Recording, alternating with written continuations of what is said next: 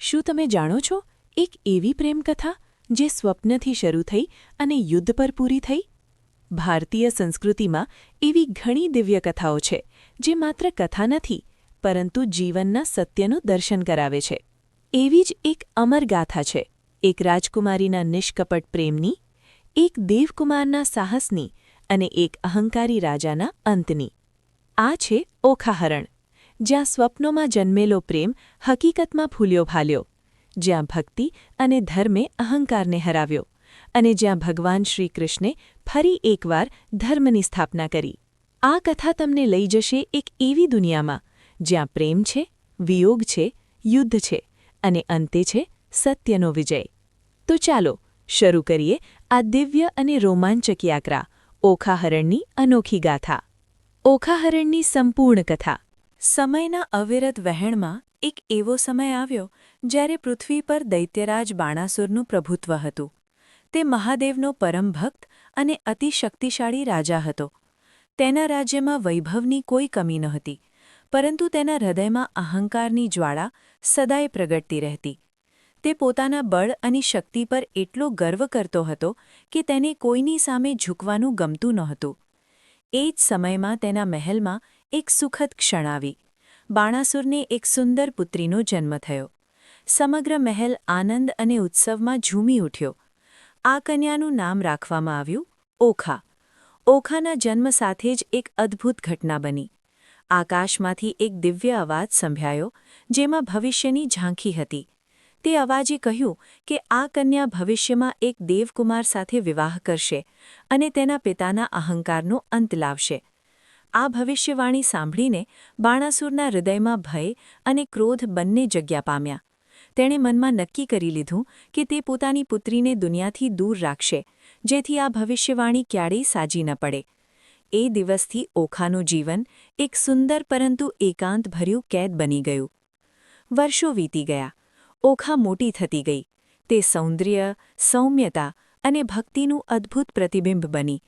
પરંતુ તેની અંદર એક અજાણી ખાલીપો સતત વધતો ગયો. મહેલના ઊંચા મિનારમાં રહીને તે વારંવાર આકાશ તરફ જોતી અને વિચારતી કે આ વિશાળ જગતમાં તેનો હિસ્સો શું છે. બહારની દુનિયા તેના માટે માત્ર કલ્પના બની ગઈ હતી. એક દિવસ તેના જીવનમાં એક અનોખી ઘટના બની. એક શાંત અને ચાંદનીભરી રાત્રે જ્યારે સમગ્ર મહેલ નિંદ્રામાં તલ્લીન હતો, ત્યારે ઓખાના સ્વપ્નમાં એક અજાણ્યો યુવાન પ્રગટ થયો. તે યુવાન દિવ્ય તેજથી ઝગમગતો હતો. તેની આંખોમાં અદ્ભુત શાંતિ અને આકર્ષણ હતું. ઓખાનું હૃદય તેને જોઈને અચાનક ધબકવા લાગ્યું. તેને એવું લાગ્યું કે આ અજાણ્યો નથી, પરંતુ કોઈ પોતાનો જ છે. આ સ્વપ્ન માત્ર એક રાત્રિ પૂરતું નહોતું, તે વારંવાર આવવા લાગ્યું. દરેક વખત તે યુવાન વધુ નજીક અને વધુ ઓળખાણભર્યો લાગતો ગયો. ધીમે ધીમે ઓખાનું મન અને હૃદય એ અજાણ્યા ચહેરામાં બંધાઈ ગયું.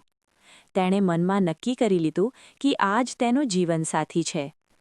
આ યુવાન હતો અનિરુદ્ધ, જે દ્વારકાના રાજકુમાર અને ભગવાન શ્રીકૃષ્ણનો પૌત્ર હતો. ભાગ્યે બંનેને એક અદૃશ્ય બંધનમાં બાંધી દીધા હતા. ઓખાનો પ્રેમ હવે માત્ર સ્વપ્ન સુધી સીમિત રહ્યો નહીં. તેના મનમાં તેને મેળવવાની તીવ્ર ઈચ્છા જાગી. પોતાની આત્મશક્તિ અને અડગ વિશ્વાસથી તેણે એક અદ્ભુત કાર્ય કર્યું. તે શક્તિ દ્વારા અનિરુદ્ધને પોતાના મહેલમાં લાવી શકી. આ ઘટના એટલી અચાનક હતી કે અનિરુદ્ધને પણ સમજાયું નહીં કે તે ક્યાંથી ક્યાં આવી ગયો. જ્યારે અનિરુદ્ધને સત્યનો અહેસાસ થયો, ત્યારે તેણે ઓખાની આંખોમાં એક નિષ્કપટ અને પવિત્ર પ્રેમ જોયો. સમય જતાં તે પણ આ પ્રેમના બંધનમાં બંધાઈ ગયો. બંનેના હૃદયો એકબીજામાં લીન થઈ ગયા. મહેલની દિવાલો વચ્ચે એક નવી પ્રેમકથા જન્મી રહી હતી. પરંતુ આ સુખ લાંબુ ટકી શક્યું નહીં. એક દિવસ આ રહસ્ય બહાર આવી ગયું. બાણાસુરને ખબર પડી કે તેની પુત્રીના ખંડમાં એક અજાણ્યો યુવક છે. આ સમાચાર સાંભળતા જ તેનો ક્રોધ ભડકી ઉઠ્યો. તેણે તરત જ અનિરુદ્ધને કેદમાં નાખવાનો આદેશ આપ્યો. ઓખાનું હૃદય તૂટી ગયું. એક તરફ પિતાનો ભય અને બીજી તરફ પ્રેમનું બંધન. તે બંને વચ્ચે સંઘર્ષ કરવા લાગી. બીજી તરફ અનિરુદ્ધ પણ કેદમાં હોવા છતાં પોતાના આત્મવિશ્વાસ અને ધૈર્યને જાળવી રાખતો રહ્યો. આ ઘટના દ્વારકા સુધી પહોંચી, ભગવાન શ્રીકૃષ્ણને જ્યારે પોતાના પૌત્ર વિશે ખબર પડી ત્યારે તેમણે વિલંબ કર્યા વગર પગલું ભર્યું. તેમના માટે આ માત્ર એક યુદ્ધ નહોતું, પરંતુ ધર્મ અને અહંકાર વચ્ચેની લડાઈ હતી.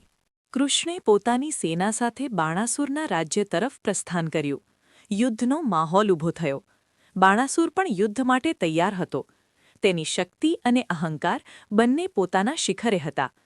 જ્યારે યુદ્ધ શરૂ થયું ત્યારે પૃથ્વી ધ્રુજી ઉઠી.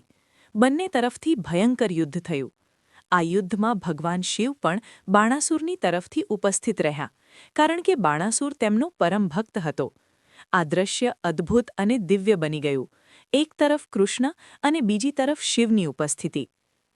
આ યુદ્ધ માત્ર શસ્ત્રોનું ન હતું, પરંતુ સિદ્ધાંતોનું પણ હતું. એક તરફ અહંકાર અને બીજી તરફ ધર્મ અને પ્રેમ.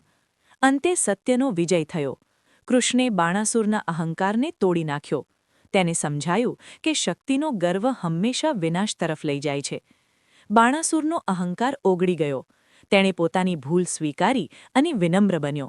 આ ક્ષણ માત્ર એક રાજાની હાર નહોતી, પરંતુ એક અહંકારનો અંત હતો. આખરે ઓખા અને અનિરુદ્ધનો વિવાહ ધામધૂમથી કરવામાં આવ્યો. મહેલ ફરી એકવાર આનંદ અને ખુશીઓથી ભરાઈ ગયો. ઓખાનું સ્વપ્ન હવે હકીકત બની ગયું હતું. જે પ્રેમ સ્વપ્નમાં શરૂ થયો હતો તે હવે સત્યમાં પરિવર્તિત થયો. આ કથા માત્ર એક પ્રેમ કથા નથી, પરંતુ એક ગહન સંદેશ આપે છે કે સચ્ચો પ્રેમ, ભક્તિ અને ધર્મ હંમેશા જીતે છે, જ્યારે અહંકારનો અંત નિશ્ચિત છે. સમય પસાર થઈ ગયો, પરંતુ ઓખા હરણની આ ગાથા આજે પણ જીવંત છે. તે દરેક હૃદયને સ્પર્શે છે અને આપણને યાદ અપાવે છે કે પ્રેમ અને સત્યનો માર્ગ હંમેશા શ્રેષ્ઠ હોય છે. આ રીતે એક સ્વપ્નથી શરૂ થયેલી પ્રેમકથા સત્ય અને ધર્મના વિજય સાથે પૂર્ણ થઈ. ઓખા અને અનિરુદ્ધનો પવિત્ર પ્રેમ સમયના દરેક બંધનને તોડી સદાકાળ માટે અમર બની ગયો. અને બાણાસુર, જે પોતાના બળ અને અહંકારમાં ગર્વિત હતો, તેને પણ સમજાયું કે શક્તિથી નહીં, પરંતુ વિનમ્રતા અને સત્યથી જ સાચો વિજય મળે છે. આ કથા આપણને શીખવે છે કે સચ્ચો પ્રેમ ક્યારેય હારતો નથી, ભક્તિ ક્યારેય વ્યર્થ જતી નથી, અને અહંકારનો અંત હંમેશા નિશ્ચિત હોય છે. સમય બદલાય છે, યુગ બદલાય છે, પરંતુ આવી ગાથાઓ હંમેશા આપણને સાચો માર્ગ બતાવે છે. જો તમને આ દિવ્ય ગાથા ગમી હોય તો વિડીયોને લાઇક કરો, શેર કરો અને આવી જ ભક્તિભરેલી કથાઓ માટે ચેનલને સબસ્ક્રાઇબ કરવાનું ભૂલશો નહીં. જય Shri Krishna. Thanks for watching.